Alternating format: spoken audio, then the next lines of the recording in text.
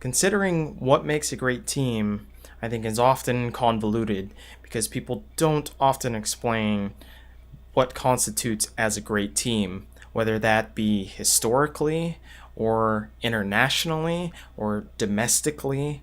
Because I have a big problem with people thinking that just because a team is good domestically, that means they're a great team overall. I don't think that's the case. And if you mean that they're a great team within the context of their region, then you should probably explicitly say so. And that is also the same thing with a player. You should probably state that they're good as a player within that specific region because that kind of stuff matters and the context of it matters. Now, I've been hearing a lot of talks of NA and EU getting better as all teams are close in win record this season. But I think this is partially due to the best of one format, of course. A lot of people have pointed towards this, especially some of the older organizations and the more veteran players as well. They feel like they might be able to get cheesed at some point and feel like if it were a best of three series that they could actually pull out the wins, after two more games. And then you have players shifting around both in NA and in EU because of franchising, and that these NA orgs now have enough money that they could buy top talent from EU and ship them over to NA.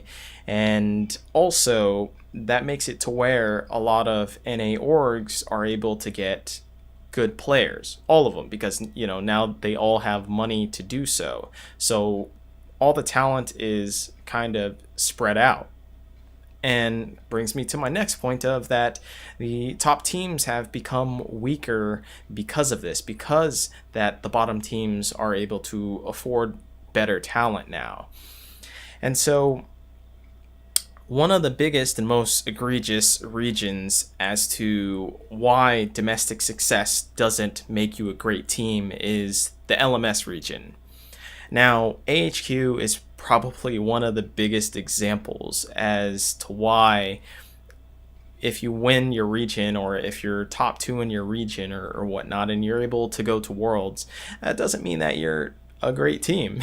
I mean, Westor, he's had his problems with his champion pool. It's just a crippling Achilles heel to AHQ's entire draft phase and even lane phase. He just kind of falls apart a lot of the times.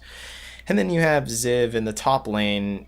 He was a huge liability, and he only really looked good for about a year and then just kind of fell off.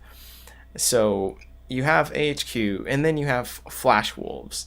Now, Flash Wolves historically have looked quite good, but in this recent year, they looked awful, looked terrible.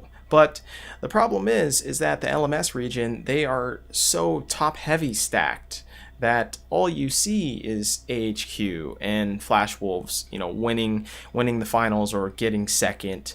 So those are the only teams that actually make it out because it's so top heavy over in the LMS region, and they're able to get the best players. And I want to address the argument that just because there's so few international tournaments that you have to measure off of domestic success, I don't think that's true at all. I mean, AHQ you have as an example of being a terrible team. Flash Wolves, they're an awful team. You have Gambit, who went 13-1 in summer split in 2017, and then they go to Worlds and they go to the group stages and they get completely destroyed.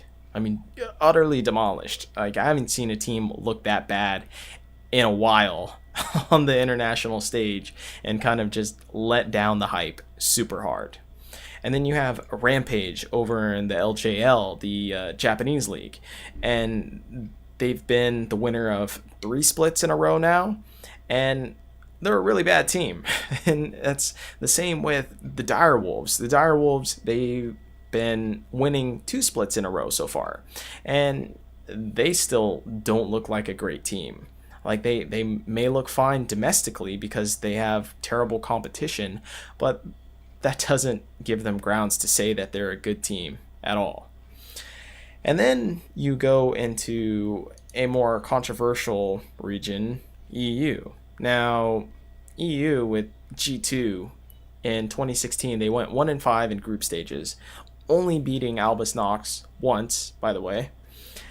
And their group was Albus Nox, Rox, and CLG.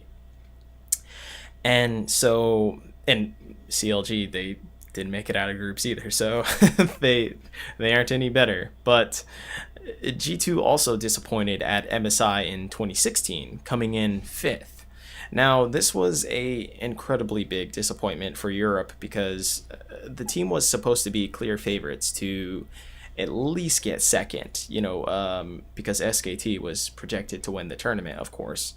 And this was around the time when G2 were criticized for the whole lack of practice. And, there was the whole G2 meme vacation situation.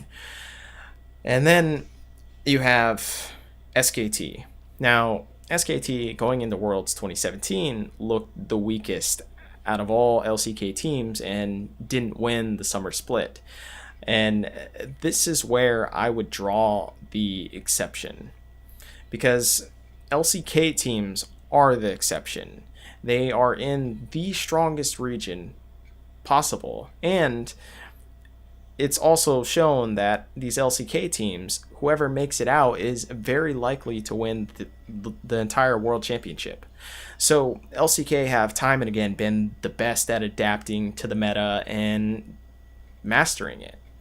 And so domestically, unless you're LCK, it doesn't mean you'll do well internationally. And also, in the context of your region, yes, you might be a great team, but talking about League of Legends as an entire game, holistically, taking into account accolades, strength of strategy, individuals, etc., no, I don't think you're a great team.